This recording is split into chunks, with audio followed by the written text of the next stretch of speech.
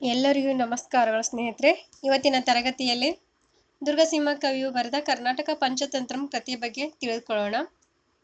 ಇಲ್ಲಿ ಬರುವ ಪ್ರಕರಣಗಳು 5. 1ನೇ ಪ್ರಕರಣ ಭೇದ ಪ್ರಕರಣಂ, 2ನೇ ಪ್ರಕರಣ ಪರೀಕ್ಷಾ ವ್ಯಾವರಣಂ, 3ನೇ ಪ್ರಕರಣ ವಿಶ್ವಾಸ ಪ್ರಕರಣಂ, 4ನೇ ಪ್ರಕರಣ ವಂಚನಾ ಪ್ರಕರಣಂ, 5ನೇ ಪ್ರಕರಣ ಮಿತ್ರಕಾರ್ಯ ಪ್ರಕರಣಂ. ಮೊದಲ ತರಗತಿಯಲ್ಲಿ 2 ಪ್ರಕರಣಗಳ ಬಗ್ಗೆ ತಿಳಿದುಕೊಂಡಿವೆ, ಭೇದ ಪ್ರಕರಣ ಮತ್ತು ಪರೀಕ್ಷಾ ವ್ಯಾವರಣಂ. ಇವತ್ತಿನ ತರಗತಿಯಲ್ಲಿ ವಿಶ್ವಾಸ ಪ್ರಕರಣದ ಬಗ್ಗೆ ತಿಳಿದುಕೊಳ್ಳೋಣ. 3ನೇ ಪ್ರಕರಣವಾದ ವಿಶ್ವಾಸ ಪ್ರಕರಣದ ಬಗ್ಗೆ ತಿಳ್ಕೊಳ್ಳೋಣ ಇವತ್ತಿನ ತರಗತಿಯಲ್ಲಿ. ಇಲ್ಲಿ ಬರುವ ಕಥೆಗಳನ್ನು ನೋಡೋಣ ಒಂದೊಂದಾಗಿ. ವಿಶ್ವಾಸ ಪ್ರಕರಣಂ ಇದು 3ನೇ ಪ್ರಕರಣವಾಗಿದೆ. ಇಲ್ಲಿ ಬರುವ ಮೊದಲ ಕತೆ ಗೂಗೆಗಳು ತುಂಬಿರದ ಗುಹ್ಯಂ ಕಾಗೆಗಳು ಸುಟ್ಟ ಕತೆ. ಇಲ್ಲಿ ಬರುವ ಪಾತ್ರಗಳು ಮೇಘವರ್ಣ ಅಂತ ಒಂದು ಪಾತ್ರ ಬರುತ್ತೆ, ಕಾಗೆಗಳ ಸಮೂಹಕ್ಕೆ ಒಡೆಯನಾಗಿದ್ದಾನೆ ಅವನು. ಅರಿಮರ್ದನ ಅಂತ ಇನ್ನೊಂದು ಪಾತ್ರ ಬರುತ್ತೆ, ಅದು ಗೂಗೆಗಳ ರಾಜನ ಹೆಸರಾಗಿದೆ. ಇಲ್ಲಿ ಕಾಗೆ ಗೂಗೆಗಳ ಒಂದು ಕಥೆಯಾಗಿದೆ ಇದು. ನೆಕ್ಸ್ಟು 2ನೇ ಕತೆ ಕಪಿಂಜರನಂ ಮೊಲನಂ ಪುಲಿಯಂ. ಇದು ಉಪಕಥೆಯಾಗಿದೆ. ವಿಶ್ವಾಸ ಪ್ರಕರಣದಲ್ಲಿ ಬರ್ತಕ್ಕಂಥ ಗೂಗೆಗಳು ತುಂಬಿರದ ಗುಹ್ಯಂ ಕಾಗೆಗಳು ಸುಟ್ಟ ಕಥೆಯಲ್ಲಿ ಬರ್ತಕ್ಕಂಥ ಒಂದು ಉಪಕಥೆ ಕಪಿಂಜರನಂ ಮೊಲನಂ ಪುಲಿಯಂ.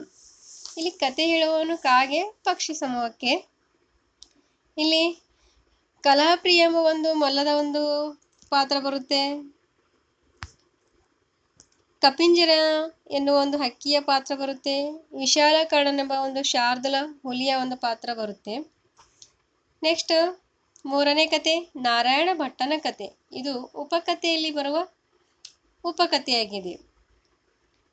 ಇಲ್ಲಿ ಗೂಗೆಗಳು ತುಂಬಿರದ ಗುಹ್ಯಂ ಕಾಗೆಗಳು ಸುಟ್ಟ ಕತೆ ಒಂದು ಕತೆ. ಈ ಕಥೆಯಲ್ಲಿ ಬರುವ ಉಪಕಥೆ ಕಪಿಂಜರನಂ ಮೊಲನಂ ಪುಲಿಯಂ. ಈ ಉಪಕಥೆಯಲ್ಲಿ ಬರುವ ಇನ್ನೊಂದು ಉಪಕಥೆ ನಾರಾಯಣ ಭಟ್ಟನ ಕತೆ.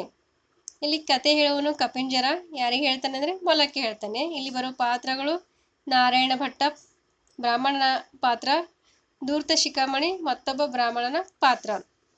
ನೆಕ್ಸ್ಟ್ 4ನೇ ಕತೆ ಶಿಶುಪಾಲನ ಕತೆ. ಇದು ಕೂಡ ಉಪಕಥೆಯಾಗಿದೆ. ಇದು ಮಲ್ಲಿಕಾ ಮಾಲೆಯಲ್ಲಿದೆ. ಇಲ್ಲಿ ಬರುವ ಪಾತ್ರ ಶಿಶುಪಾಲ.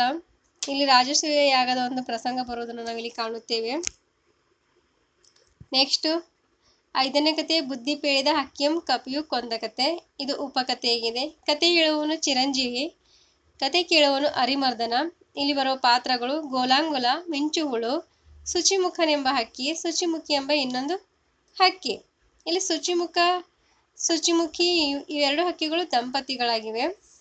ನೆಕ್ಸ್ಟ್ 6ನೇ ಕತೆ ಕಪೋತಂ ಕಿರಾತಂಗೆ ತನಸುವನಿತ್ತ ಕತೆ. ಈ ಕಥೆಯಲ್ಲಿ ಕಪೋತ ಶಿಖಾಮಣಿ ಒಂದು ಪಕ್ಷಿಯ ಪಾತ್ರ ಬರುತ್ತೆ, ಬೇಟೆಗಾರನ ಪಾತ್ರ ಬರುತ್ತೆ. ನೆಕ್ಸ್ಟು ಈ ಕತೆ ಕೂಡ ಉಪಕಥೆಯಾಗಿದೆ. ನೆಕ್ಸ್ಟು ಬ್ರಹ್ಮ ರಾಕ್ಷಸನಂ ತಸ್ಕರನಂ. ಇದು ಕೂಡ ಉಪಕಥೆಯಾಗಿದೆ. ಕತೆ ಹೇಳುವವನು ದೃಪದಾಕ್ಷ, ಕತೆ ಕೇಳುವವನು ಕೌಶಿಕಾದೀಶ್ವರ. ಇಲ್ಲಿ ಬರೋ ಪಾತ್ರ ಸುಬ್ರಹ್ಮಣ್ಯ ಬ್ರಾಹ್ಮಣನ ಒಂದು ಪಾತ್ರ ಬರುತ್ತೆ, 2 ಗೋವುಗಳ ಪಾತ್ರ ಬರುತ್ತೆ, ಕಳ್ಳನ ಪಾತ್ರ ಬರುತ್ತೆ, ಬ್ರಹ್ಮ ರಾಕ್ಷಸನ ಪಾತ್ರ ಬರುತ್ತೆ. ಇಲ್ಲಿ ಕಳ್ಳನಿಗೆ ತಸ್ಕರ ಅಂತ ಹೇಳುವುದನ್ನು ನಾವಿಲ್ಲಿ ಕಾಣುತ್ತೇವೆ. ನೆಕ್ಸ್ಟು 8ನೇ ಕತೆ ತುಂಗಭೂಜನ ಕತೆ. ತುಂಗಭೂಜನ ಕತೆ ಉಪಕಥೆಯಾಗಿದೆ. ಇಲ್ಲಿ ಕತೆ ಹೇಳುವವನು ರಕ್ಷಾಕ್ಷ, ಕತೆ ಕೇಳುವವನು ಕೌಶಿಕಾದೀಶ್ವರ. ಇಲ್ಲಿ ಬರುವ ಪಾತ್ರ ತುಂಗಭೂಜನೆಂಬ ಅರಸ. ಮತ್ತಿಲ್ಲಿ ಸಿಂಹದ ಅಸ್ಥಿಯ ಒಂದು ಪ್ರಸಂಗ ಬರುವುದನ್ನು ಕೂಡ ನಾವಿಲ್ಲಿ ಕಾಣುತ್ತೇವೆ. ನೆಕ್ಸ್ಟ್ 9ನೇ ಕತೆ ಸತ್ತ ಪುಲಿಯ ನೆತ್ತಿದ ಗಾರುಡಿಗನ ಕತೆ. ಇದು ಉಪಕಥೆಯಲ್ಲಿ ಬರುವ ಉಪಕಥೆಯಾಗಿದೆ. ಕತೆ ಹೇಳುವವನು ಮಂತ್ರಿ, ಕತೆ ಕೇಳುವವನು ತುಂಗಭೋಜನೆಂಬ ಅರಸ. ಇಲ್ಲಿ ಬರುವ ಪಾತ್ರಗಳು ಗಾರುಡಿಗ ಹಾಗೂ ಸತ್ತ ಹುಲಿ. ನೆಕ್ಸ್ಟ್ 10ನೇ ಕತೆ ಮುನಿಯಂ ಇಲಿಯಂ. ಈ ಕಥೆಯು ಉಪಕಥೆಯಾಗಿದೆ. ಕತೆ ಹೇಳುವವನು ರಕ್ತಾಕ್ಷ, ಕತೆ ಕೇಳುವವನು ಚಿರಂಜೀವಿ. ಇಲ್ಲಿ ಬರುವ ಪಾತ್ರಗಳು ಯಜ್ಞನೆಂಬ ಹೆಸರಿನ ಋಷಿ. ಇಲ್ಲಿ ಮೂಷಿಕೆಯ ಒಂದು ಪಾತ್ರ ಬರುತ್ತೆ, ಒಂದು ಕನ್ಯೆಯ ಒಂದು ಪಾತ್ರ ಬರುವುದನ್ನು ನಾವು ಕಾಣುತ್ತೇವೆ.